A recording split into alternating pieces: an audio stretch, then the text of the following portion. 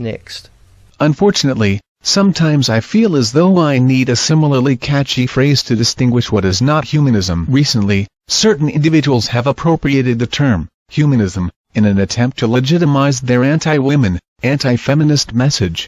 Note, as per usual, we have anti-feminists and anti-women being equated. Obviously, you can disagree with feminist ideology without hating women.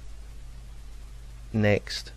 Masquerading as activists for men's rights, these people do not concern themselves with serious problems faced by men in the United States today, such as the disproportionately high incarceration rates for black men or the shocking percentage of workplace injuries that lead to fatalities for male workers. Yeah, actually we do. In fact, we don't only talk about black males getting higher sentences, but males in general getting higher sentences than women for exactly the same crimes. Of course, when we try to raise these issues, and others like male suicide, parental rights, and male homelessness, we are called privileged whining man babies by self-entitled feminists who then try to silence us. But I'm guessing she's not going to mention that. Oh no, couldn't be fair and criticise the actions of feminists now, could we? Next. Instead, they spout regressive, sexist views on the internet that blame feminism and women for society's ills while promoting a version of masculinity that applauds men who can coerce women into dating and having sex with them. And here we have the mandatory false connection to the pickup artists. So predictable. Next. One Facebook group, Humanists United Against Feminism, claims that the majority of women who reported being raped are making false accusations to gain attention, even though research shows that only 2 to 8% of reported rapes are false accusations, comparable with the rates of false reporting for other crimes.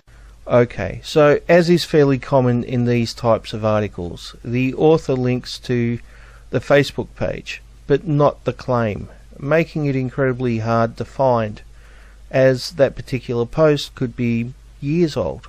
I did, however, have a look at the Humanists United Against Feminism Facebook page in general. But before dealing with that, let's get these false rape claims out of the way once again. As I've stated what feels like hundreds of times by now, the 2 to 8% figure is weak. And the simple truth is, most rape cases, the vast majority of rape cases, are not proven one way or another. The true percentage of false or real claims is simply unknown, and anyone who claims to know for sure with any accuracy is either a fool or a liar. That simple. But for argument's sake, if we were to accept the 8% as factual, that means roughly 1 in every 12 cases is false. That doesn't sound insignificant to me. And of course, we are just talking about those cases that are proven false, not those false cases that slip through the system. Imagine for a second that someone claimed that 1 in every 12 African Americans arrested by police were shot or otherwise needlessly violently assaulted. Would the numbers be insignificant then? It shouldn't be. What about something less severe like 1 in 12 African Americans accused of a crime is actually innocent? Should we all collectively be outraged over something like that? Of course we should. And many people would be using it as proof positive of systematic discrimination. And they'd probably be right. But it's different when the accused is just a man, right? When that's the case, not only is it okay just not to give a shit, but feminists are now insisting that we should just throw out the whole innocent until proven guilty nonsense and just take an accuser's word. No other evidence needed. I mean, what could possibly go wrong with that? Apart from, increasing the number of false claims, possibly but it's just the lives of men, right? But anyway, I found a reply to this article on the Humanists United Against Feminism Facebook page. So I think it's only fair to present a little bit of their response before moving on.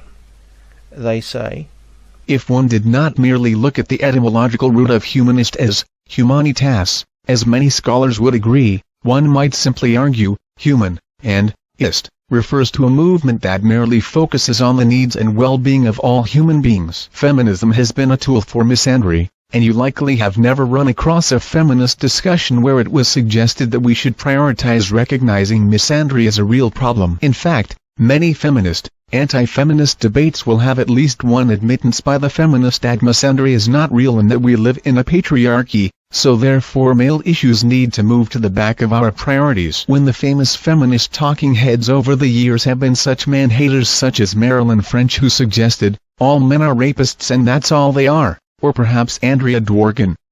How can you possibly argue that feminism represents the needs of humans as a whole? To say as much would be purely fraudulent. This is especially true when feminist organizations have placed male speakers into schools to teach men that women are afraid of them. When the aforementioned man-hating talking heads are in gender studies courses as inspirational feminist figures, we have a problem. And? So sorry, Ms. Rebecca Hale. We have no interest in your organization's definition of humanism and challenge that yours would even fit any true definition itself. Etymologically and historically speaking, it does not. A few more things to point out. Elliot Rodger was a pickup artist, not an MRA. I'm sure we could dig up an atheist shooter, but that wouldn't prove atheists are killers. A black man recently shot 2 reporters. Does that mean we should unravel the entire civil rights movement? Of course not. This proves that every movement has outliers. The MRM has no famous ones to speak of yet. I'm sure someone will one day be an MRA and do something horrid, but feminists have had entire groups calling for male genocide in the past. Now, as for the false rape allegations, you cannot quantify accurately without knowing for certain if someone falsely accused. Said differently, those mentioned in statistics were those which were admitted to or the story fell through. It's still way too high of a number even if that were accurate, which it couldn't possibly be. Needless to say, there are probably MRAs who follow and possibly even contribute to the Humanists United Against Feminism Facebook page, but I think it would be more accurate to label them as anti-feminist as opposed to strictly a men's rights page, as our author is about to do. Speaking of which, let's head back to the Humanist article. Next.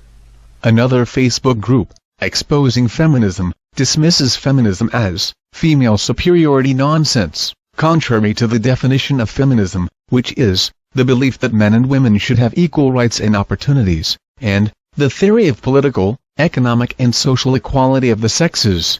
Okay, firstly, she is using yet another anti-feminist page as an example of MRAs, and although there is no doubt some crossover, it is strictly speaking not a men's rights page. Secondly, she just used the dictionary definition of feminism as a defence, which is hardly surprising. Of course, there can be a very big difference between a group's stated goals and their actions, and you'd be hard-pressed to find a better example than feminism. Next. Yet another, A Voice for Men, Humanist counter theory, blames women for rape and for the gender wage gap, a pay discrepancy shown by research from many reputable organizations to be the result of societal perceptions of women workers and not the result of individual women's choices. Well, at least she picked an MRA site this time. But once again, she links to the website, not to the claim, making it hard to verify or falsify her claims. But she does manage to link to the actual claim about the pay gap. Funny that. It's from the American Association of University Women. The American Association of University Women has been caught being a bit dodgy in the past when it comes to the wage gap. They've dishonestly grouped jobs together in an attempt to skew the figures, as opposed to, comparing men's and women's wages in the exact same job, doing the exact same work.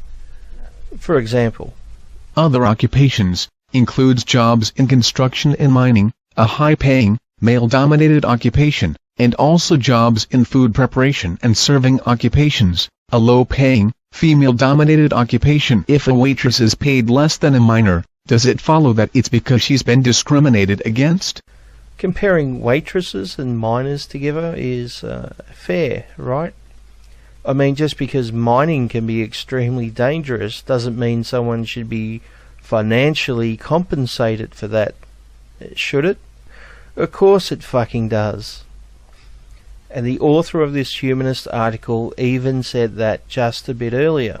Masquerading as activists for men's rights, these people do not concern themselves with serious problems faced by men in the United States today, such as the disproportionately high incarceration rates for black men or the shocking percentage of workplace injuries that lead to fatalities for male workers.